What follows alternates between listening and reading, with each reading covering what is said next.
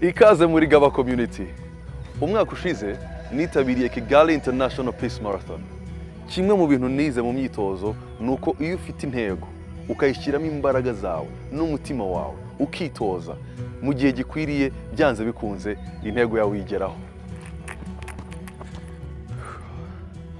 Ku itariki ya 9 z'ukwezi kwa gatandatu uyu mwaka Kigali International Peace Marathon izagarukana none. Twamaze kwiyemeza ko tuzitabira. Gusa ariko turacyafite ubwitabire buke bw'umugore muri sport, cyane cyane marathons. Niyo mpamvu Gaba Community yateguriye imyitozo umugore wese, cyane cyane urubyiruko wifuza kuzitabira irushanwa. Iyi myitozo izaba iri mu byiciro bibiri.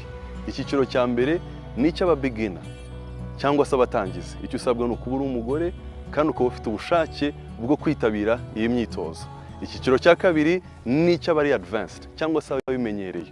Icyo usabwa ni ukuba uri umugore ukaba wujuje imyaka iri hagati ya 18 na 35 kandi ukaba warirukanse byibuze ibirometero 10. Kwiyandikisha byatangiye.